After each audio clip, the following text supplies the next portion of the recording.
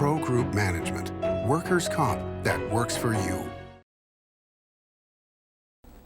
Welcome to Nevada Newsmakers. Today, a freshman state senator who's making a name for himself, plus big changes coming in Lyon and Storey counties. We'll have the details. On the program today, will the lottery come back? We'll ask freshman Senator Steve Horsford.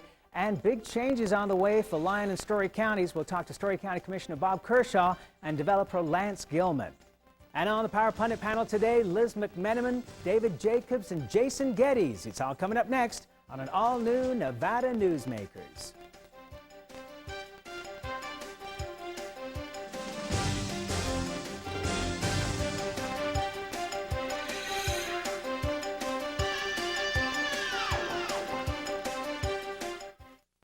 Nevada Newsmakers, brought to you in part by the Tahoe Reno Industrial Center, the world's largest industrial park, the resort at Red Hawk, and the Peppermill family of casinos.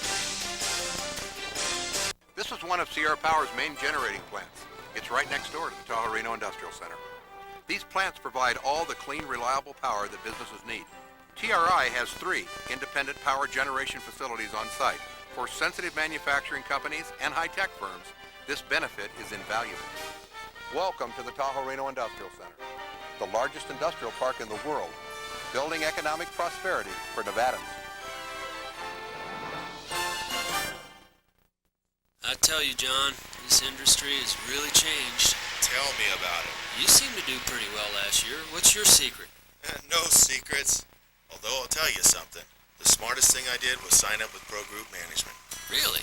Yeah, they do workers' comp, right? Yeah, their services are great. And get this, they saved me 30%. I've heard they saved others 50%.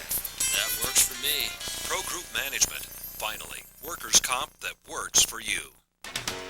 Since its creation more than a decade ago, the Southern Nevada Water Authority has focused on 3 goals: preserving water quality, improving water conservation in Southern Nevada, and meeting the community's current and future water needs. Through thoughtful planning, responsible management, and collaboration, it's succeeding. As we move into the 21st century, the authority continues to embrace sustainable water development and efficient water use. That's our promise to Nevada.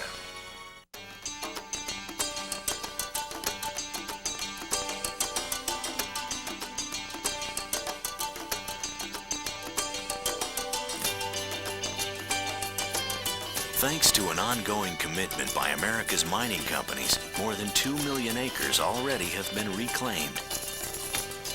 To learn more about reclamation or other aspects of mining, visit nma.org, the National Mining Association. This is Nevada Newsmakers with host Sam Shad, a no-holds-barred political forum. Now, from the Nevada Newsmakers broadcast headquarters, here is Sam Shad. And back on Nevada Newsmakers, we're joined by State Senator Steve Horsford. Welcome to the program, Senator. Good morning, Sam. Thank you for having me. Pleasure to have you back. Want to start out with the lottery bill that was supposed to help fund education, textbooks especially. You were the major proponent on this. It went down in flames. What are your thoughts? Well, the bill is not actually dead.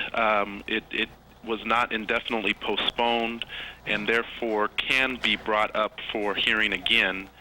Whether or not that's likely is yet to be determined, but I haven't had anything but positive responses from citizens throughout Nevada after the hearing asking, why this wasn't pushed forward and why the committee didn't support it more. So I hope that some of those questions get answered by the committee members who oppose the bill. Do you think 3 wise men will be coming over the Sierra for this to get passed?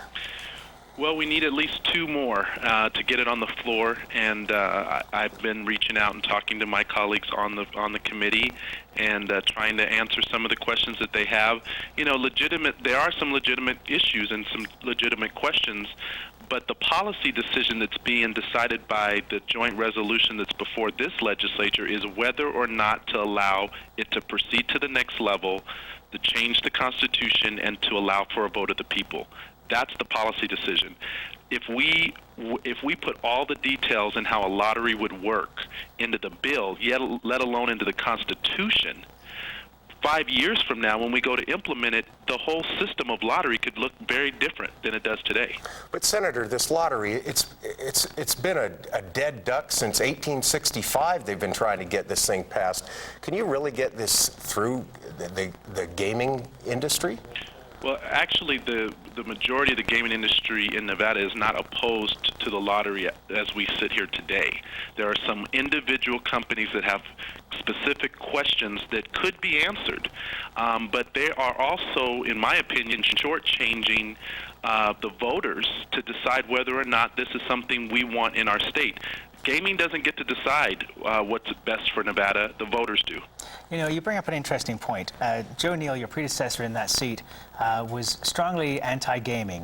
What is your position on gaming? Well, gaming is our #1 industry. They employ a lot of people.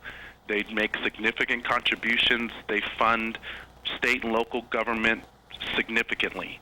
I am not a proponent of, beating up on the golden goose, if you will. I feel that we need to work with the industry to address issues that are important to our state. When I talk to leaders in the gaming industry, they're for better education. They understand the need for increased funding. They don't want it on their backs, and I can appreciate that to some extent. But if we can't find a good resource to fund education, and a lottery, which is another example of a solution that's tried to be brought forward, the question has to be brought to them. What are you willing to support? Okay, Senator, this lottery question, it was backed heavily by Assembly Democrats, especially Speaker Richard Perkins. He's also backing this bill that would provide for full-day kindergarten for Nevada schools. Do you think full-day kindergarten is going to get the same reception in the Senate as the lottery did? Well, I certainly hope not. My colleagues in the Senate, again, are They say they're for education. They say they're for increased standards. They say that they want to improve the quality, but yet they vote down nearly every proposal that comes before them to do that. Full-day kindergarten is proven to increase student academic achievement. We have issues throughout the state where kids cannot read at a third grade level, and all the studies indicate that we need to start them early. So for any legislator, Senate, Assembly, to vote against that, in my opinion, is voting against improving academic achievement for our children. Lynn Hetrick was on the program yesterday, and he was saying that his concern is the cost. Well, we all are concerned at the cost, but Sam, the bigger question is, what is the cost to not providing a quality education for our children? When you listen to the director for the Department of Corrections, overwhelmingly, the inmates who are incarcerated do not have a high school diploma, cannot read, and do not have the vocational skills to obtain employment. Do we want to continue that into the future, or do we want to actually invest in our children an equitable, fair education so that we can avoid them ever getting there? It costs $25,000 a year to incarcerate someone. It only costs $5,000, $6,000 a year to educate a child. Senator, I've seen what full-day kindergarten can do in lower economic areas in Reno. But what I have an issue with, and maybe you could address this bill is like a one-size-fits-all cookie-cutter bill. Why do we need full-day kindergarten in more wealthy areas of town where these children already have access to books, to computers, to TV learning, and their parents take time to read to them? Why do they need full-day kindergarten too? Well, and that's a debatable issue, in my opinion. I know that there are some who are advocating full-day kindergarten across the board. I think that that's debatable. But socioeconomic issues around education, it crosses all socioeconomic areas. There are, wealthy or more affluent communities that are also struggling with student achievement. And if all the studies indicate that starting a child earlier, putting more time on task of learning, improves their ability during the long haul, why wouldn't we want to support that for all of Nevada's children? And State Senator Steve Horsford, that's where we've got to leave it. Thank you so much for doing this. We hope you'll come back soon. Thank you very much. We'll be right back on Nevada Newsmakers after this. For For a videotape copy of any Nevada Newsmakers program, call 775-857-2244. The tapes are $20 each, including shipping. If you own a business and want to maximize your company's potential, join the Retail Association of Nevada. Our membership benefits include the Nevada Retail Network Self-Insured Group, providing workers' compensation coverage that can lower your rates. That savings can go directly to your bottom line. We are an effective pro-business organization that lobbies on behalf of our business members. The Retail Association of Nevada, protecting Nevada businesses for 35 years. Reno's best dining values are all at one casino, the Pepper Mill. You can enjoy great savings on our popular specials. Pepper Mill's coffee shop offers daily lunch specials, low-carb dining, and all your favorite comfort foods. You'll find sensational lunch specials featuring Reno's freshest seafood, sushi, pasta, and more at Oceano. And early bird specials at Reno's Premier Steakhouse and Romanza Ristorante Italiano. The best values are at the Pepper Mill. Where are you dining? Your best value in sight is here for you to see. From frames to lenses to eye exams, you're covered A to Z. Davis Optical, your best value in sight. Davis Optical Centers, with 2 locations in Reno and Sparks. Davis Optical, your best value in sight. When you need a new employee, how can you be sure who you're really hiring?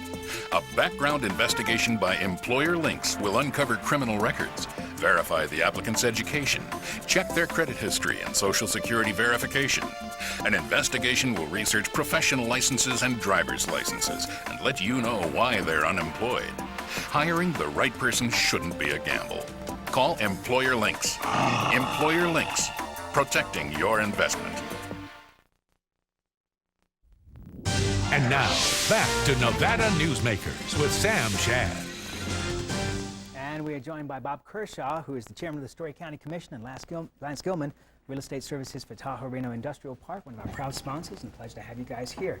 Let's start out with something we don't usually do on this show, something nice right off the bat.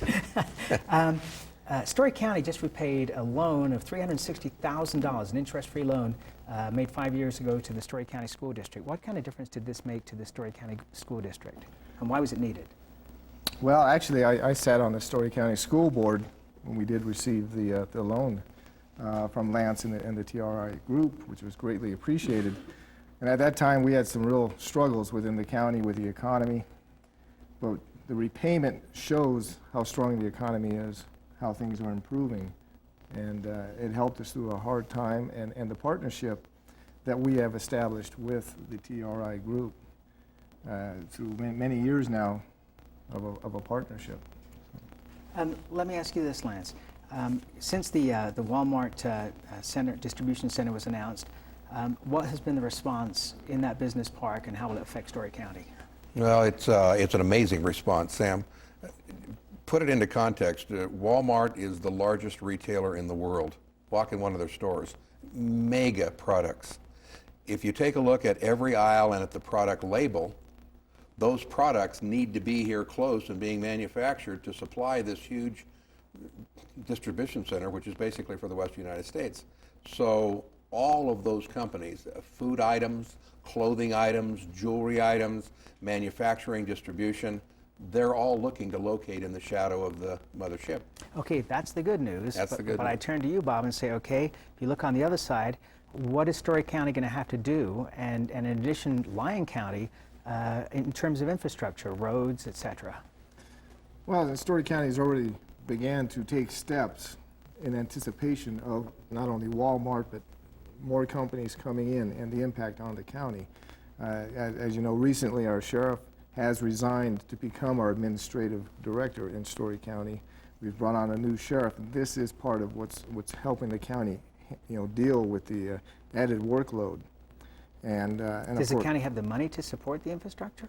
Well, the county has a very unique agreement with the TRI partners that once we get up and on our feet, we start taking over the infrastructure. Once the companies coming in bring in the dollars to support the infrastructure. So in essence, you have to come up with the dough yourselves. Exactly. We have a public-private finance plan. It's probably leading edge national, and where the developer is coming in and literally from soup to nuts, putting in everything, holding it, dedicating it as the county grows into the seat, so to speak. Works very well. Okay, let me bring up another concern, which would be, you know, you're bringing in businesses, which is wonderful, but they need, you know, 500 to 1,000 employees each. And we have at this point about a 4.5% unemployment rate in Washoe County. And that includes now Storey County. It would actually be lower if Storey County was not included. They just changed that, I guess, in the last couple of months. Where are we going to find the employees and how are we going to house them? There are a number of answers. Sam, I don't know if we can do it in 10 seconds or less. Short term, gaming is reorganizing itself. And so we're seeing the closing of many of our large hotels or gaming interests. Those folks are still here and looking for jobs.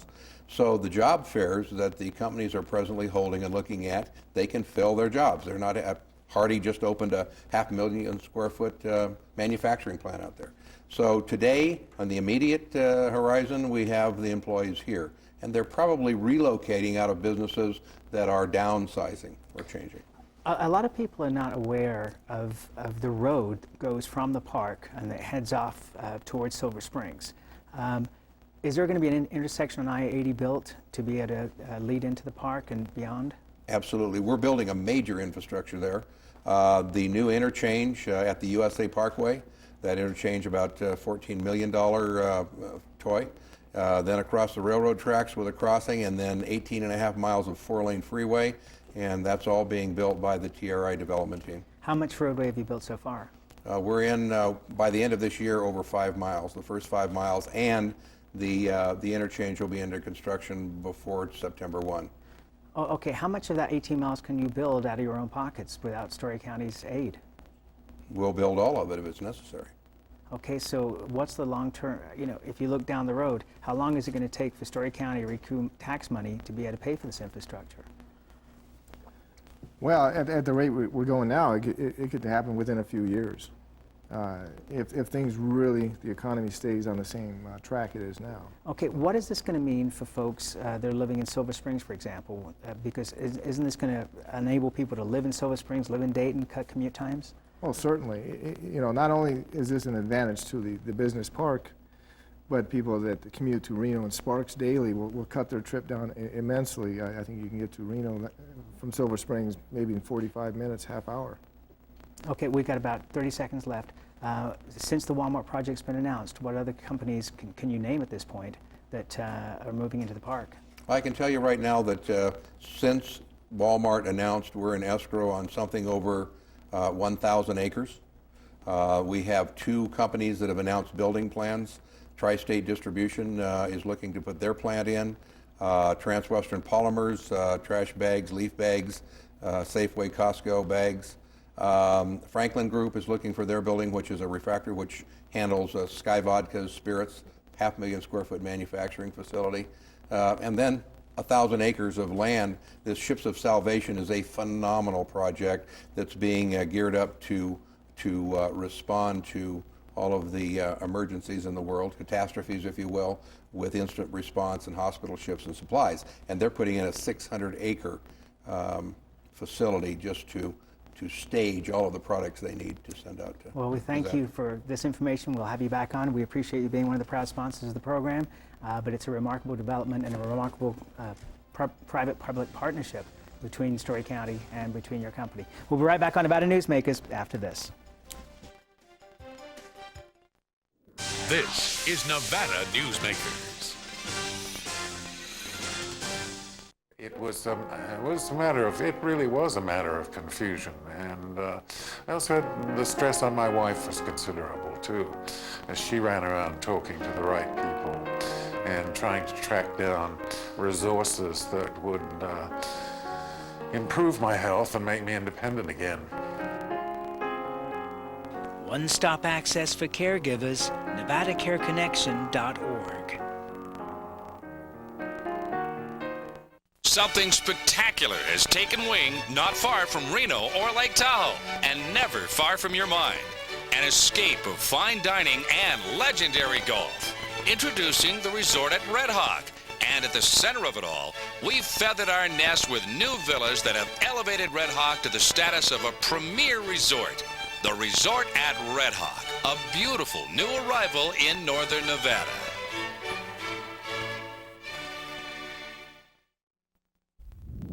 And now, back to Nevada Newsmakers with Sam Shad. And we're joined on our Power Pundit panel today by a fine group as always. Liz MacMenamin is here. She's Director of Government Affairs for the Retail Association of Nevada, one of our proud sponsors. Jason Geddes, former Assemblyman. And for the first time, welcome to the program, David Jacobs, Assistant City Editor of the Reno Gazette-Journal. Okay, Liz, let's start out, first of all, we've got this property tax plan that Assemblyman Buckley and Lynn Hetrick seem to agree on, with a 3% cap for property tax owners in residential, but 10% for other business owners, or an average, depending over the last 10 years. How does the business community feel about this? Well, actually, we've been saying all along, this is the only plan out there that we've seen that is workable at this point, but a split roll is what it is, and we have to oppose that. It would be problematic for the business community. We don't like to see us split off from the rest of the...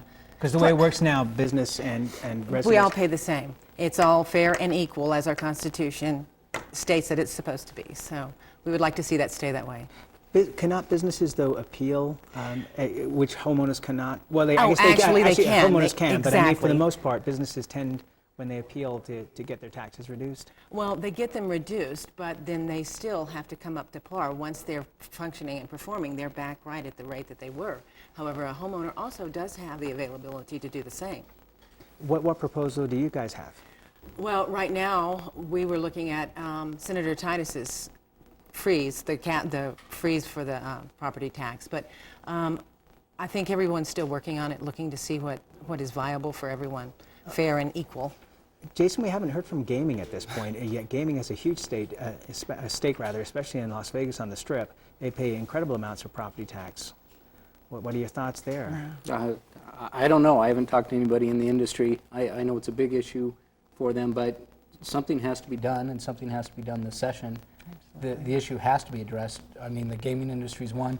The rural's the bigger issue, I think, and looking at what's out there. And this seems to address that, although there still needs to be some changes on it. But if you pull out Washoe, Douglas, and Clark, all the other counties aren't really being affected by a cap. And if you put a cap in, then they're in serious trouble, because that's their major source of revenue. Right, and there's a complex formula that Lynn Hetrick explained on the program yesterday, and Ray Hagar and I are still trying to figure out what he said, and we'll have to get Carol Velardo in here to explain. Absolutely, Carol is the expert, yes, please. Yes, ask Carol. All right, David. David. A court action looming on it?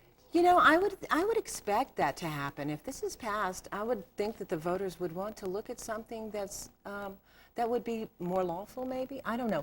I do know that right now this is the best plan out there, like you said. And I know something has to be done, but I do think that we need to follow our Constitution and look at what we've been asked to do and keep it fair and equal. And I'd like the legislature to abide by that mandate. Okay, David, what do you think the appetite of the Supreme Court would be to take on a case like this?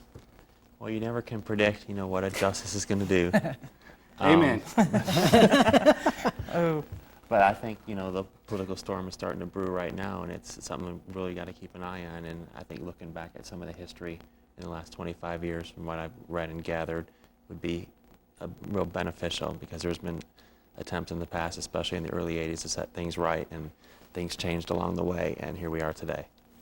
All right, so.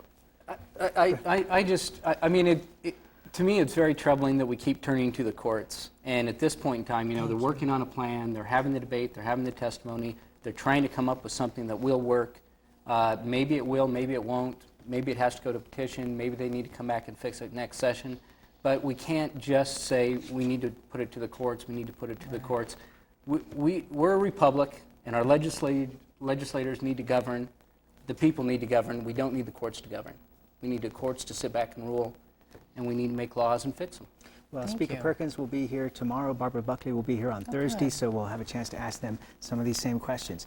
I wanted to bring up this Education Committee plan here that would require 20 hours of community service to obtain the Millennium Scholarship. Now somebody else comes up from the Nevada Commission for National and Community Service. It says, oh no, it should be more like 40 hours of community service during the last 2 years of high school, plus 20 hours a year in college during their freshman, sophomore, and junior years. You know, I said this yesterday, but I'm going to say it again. It just kind of irks me. I mean, I think that public service is something you should do because you want to do it. Maybe your parents want you to do it, but it shouldn't be something that's forced upon you to get a Millennium Scholarship. Shouldn't this be based on a grade point average? Don't these kids have enough to do? Oh, I think grade point average is important. However, I don't know, maybe this would be a small amount of public service, maybe. It's something to give these children a taste of what it's like. And I don't know. But what does that got to do with the Millennium Scholarship? Well, I don't think you should, and maybe the easiest thing to do is just to put in a requirement of, you know, to qualify for it. It's not just GPA, it's GPA and your involvement, just like when you apply for scholarships in the college. But doesn't this hurt minority kids? Doesn't this not hurt poor kids? And it can hurt working, but...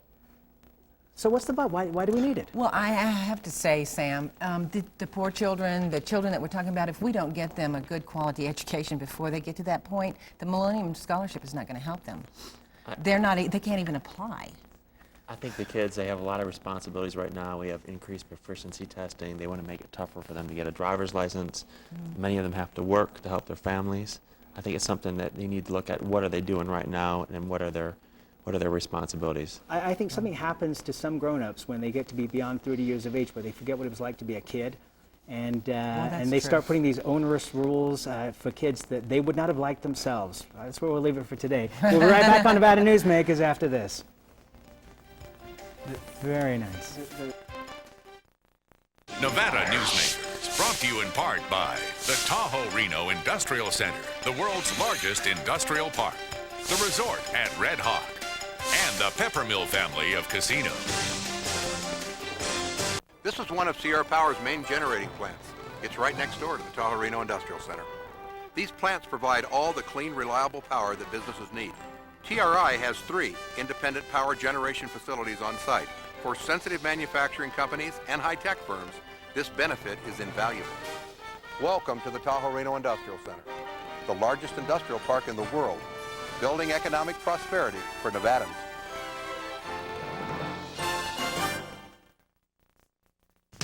Your best value in sight is here for you to see. From frames to lenses to eye exams, you're covered A to Z. Davis Optical, your best value in sight. Davis Optical Centers, with 2 locations in Reno and Sparks. Davis Optical, your best value in sight. If you own a business and want to maximize your company's potential, join the Retail Association of Nevada. Our membership benefits include the Nevada Retail Network Self-Insured Group, providing workers' compensation coverage that can lower your rates. That savings can go directly to your bottom line. We are an effective pro-business organization that lobbies on behalf of our business members. The Retail Association of Nevada, protecting Nevada businesses for 35 years.